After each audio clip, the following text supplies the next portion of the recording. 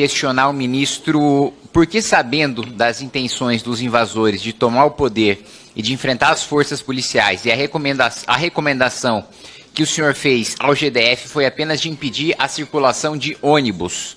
Por que, sabendo da gravidade do caso, Vossa Excelência não sugeriu impedir a passagem de pessoas? E por que o ofício ao GDF, né, afirmou que o seu ministério estava monitorando a situação com as forças prontas para agir, mas essas forças não agiram? Por que esse monitoramento não foi efetivo, né, já que o próprio Ministério da Justiça afirmou que sabia de tudo que estava acontecendo, né? Também queria saber por que o batalhão de guarda presidencial foi dispensado 20 horas antes do atentado, quando ele já estava de prontidão no dia 7, ou seja, foi diminuída deliberadamente a segurança do Palácio do Planalto do dia 7 para o dia 8, 20 horas antes do ataque.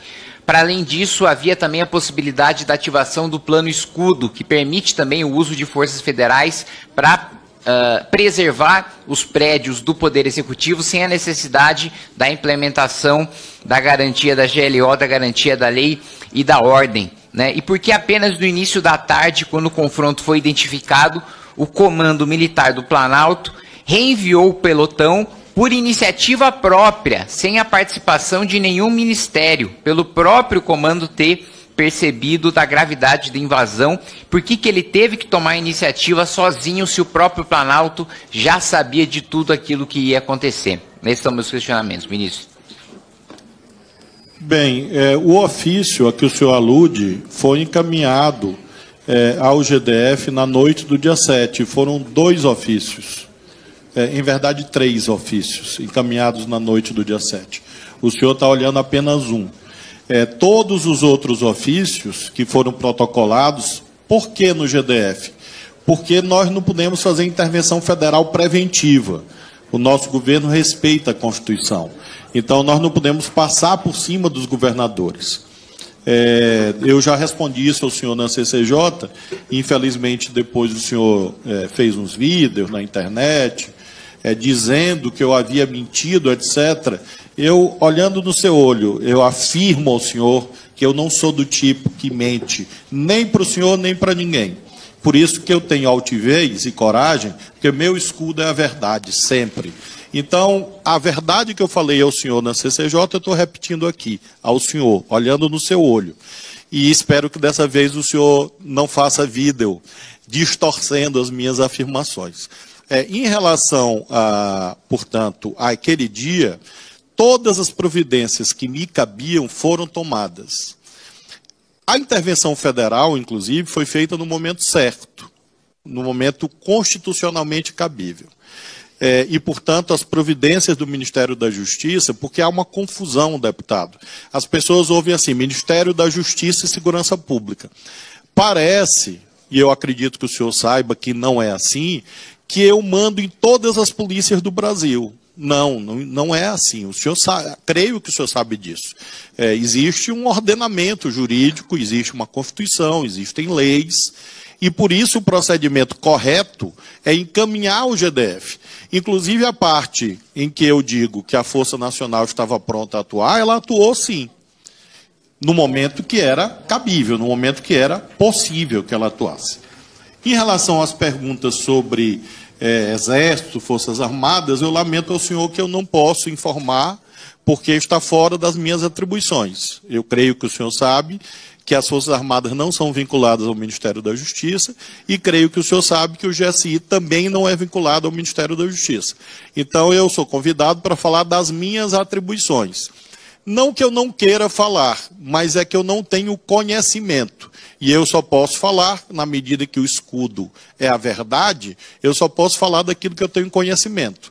Então, nesses casos, por que o Exército, por que o Batalhão da Guarda Presidencial, por que o GSI, realmente é algo que está externo ao Ministério da Justiça, e eu não poderia saber naquele momento, eu não poderia prever, minha bola de cristal não existe, e por isso eu não poderia saber o que se passava em outro ministério, em outro lugar, que não o ministério que eu comando.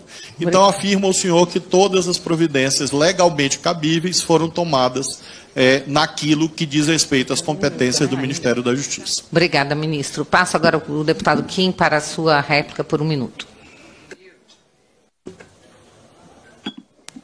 Primeiro, senhora presidente, para reafirmar, né, o que eu já havia dito em comissões aqui no plenário da Câmara dos Deputados. O ministro, quando veio à Comissão de Constituição e Justiça, afirmou, e eu tenho isso nas notas taquigráficas, de que não havia sido informado da gravidade, né, dos ataques, ou do potencial de gravidade dos ataques do dia 8.